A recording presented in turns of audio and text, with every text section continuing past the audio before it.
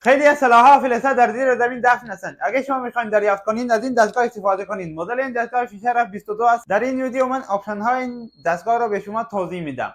از اینجا شما میتونین دستگاه رو روشن کنید.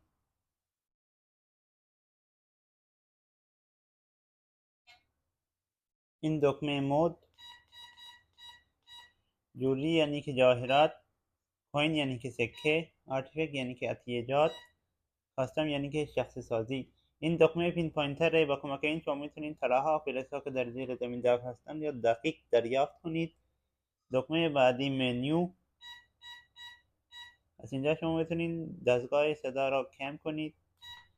از اینجا شما میتونید حساسیت این دستگاه را عوض کنید. از اینجا شما میتونید از این کدا رو خاموش کنید. پیش ما خیلی از دستگاه ها موجود هستند. اگه شما میخواین خرید کنید با ما تماس بگیرید.